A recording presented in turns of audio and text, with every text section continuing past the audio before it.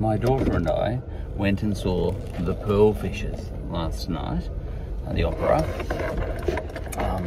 And because I'm working in health and safety at the moment, workplace safety, it came across to me like a workplace safety opera, an health and safety opera.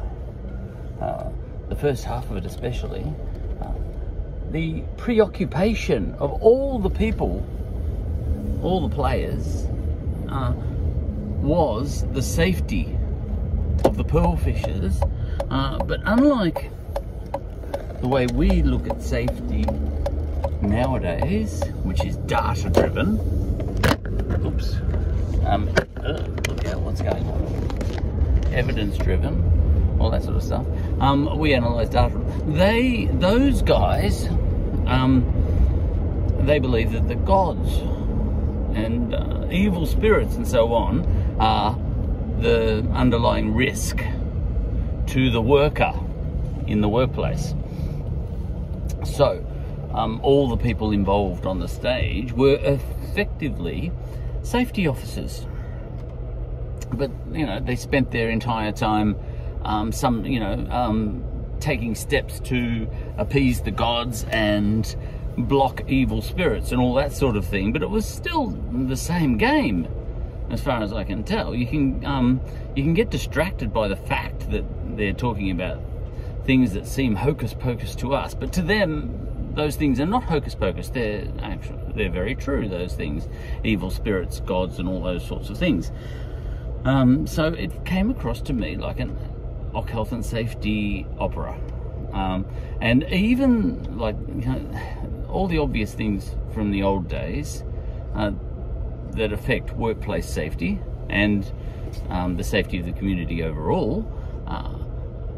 Yeah, there was even a virgin, a young girl who had to sacrifice herself for the safety of the pearl fishers. And I thought, that's interesting. All right, their concerns are, oh God, their concerns are the same as our concerns are now. We want those pearl fishers to come up alive. Now, no doubt they took other safety steps as well, like not staying down there too long, the pearl fishers, coming up for air occasionally. But as far as the things that they felt they couldn't control, and control is a big word in health and safety, those things, they had safety officers essentially appealing to the gods and doing all sorts of rituals and all those sorts of things, especially the old ritual of sacrificing a young girl. Now, they didn't, in this show, physically sacrifice her, but they emotionally sacrificed her. She was to wear a veil over her face and never have not have a husband, not have a friend, not contact anybody, to be alone, which is a death. So it's the same theme as flaying a young girl. Like the girl had to sacrifice herself, and she was willing because, although she didn't like it, but she agreed. She swore an oath and all that sort of thing. Okay, so that's that. So health and safety. Okay, so the pearl fishers. Okay, so it was a committee, and on the committee was a sacrificial virgin and older men who, as always, think that the gods would rather a young girl be sacrificed than, for example, themselves. But the point is, that was the game. And the underlying game was the safety of the pearl fishers, was the underlying preoccupation of all the people on the stage. And then secondary to that was the love story and the passion story and the jealousy story and all that sort of thing. But underneath all of that, the thing that the reason for them all existing in that setting, that they weren't, you know, these guys, the priests as you might call them, and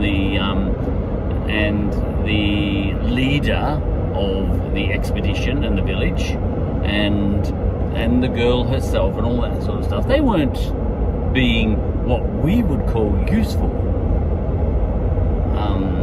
in the work environment.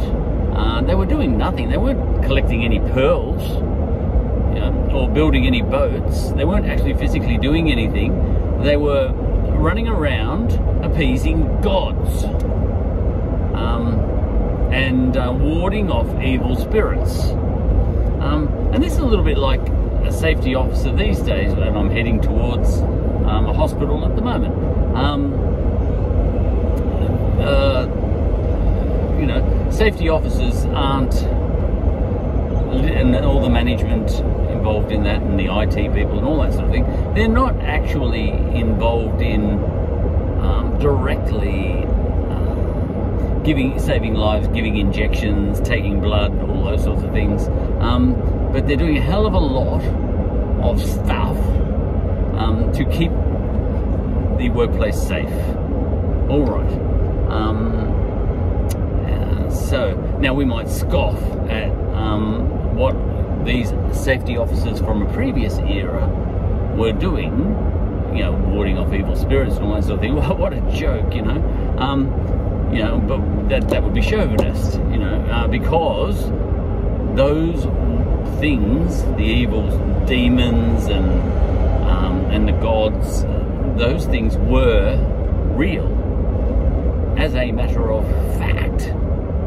You can say no, they weren't, but yes, they were, you know, in the minds of the people. So yeah, that gets to the whole philosophy of, you know, what's reality.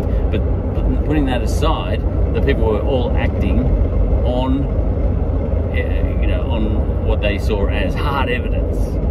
You know, because, you know, like, there's hard evidence for the gods before, you know, in an era before you work out what electricity is, because, you know, it's obvious, you know, like lightning comes out of a cloud,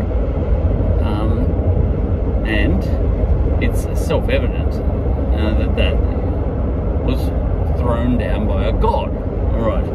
So, you know, if you don't want that storm to brew and sink all your pearl fishing boats, you need to have safety officers on deck, priests, if you will, and superstitious people, what we call superstitious people, to ward off, you know, to ask that god not to throw that lightning bolt down and to not whip up that storm.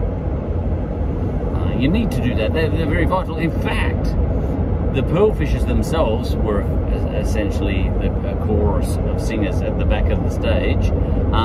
They very much wanted the Virgin to sacrifice herself and the priests to be doing what they were doing, or, you know, the leaders and all that sort of thing, running around doing what I would call hard work, just talk, sacrifice, but no actual useful work like making pearl fishing baskets or whatever they are, those things that they, whatever, I don't know how they do that, but not, you know, not maintaining boats, not doing all the hard yakka of actually diving down and getting any pearls.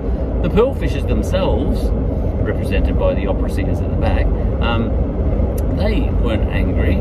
They weren't feeling like these people doing nothing were doing nothing. In fact, they were very eager for those people to be doing what they were doing, and that is running around appeasing gods and warding off evil spirits. The pearl fishers themselves saw those people as very valuable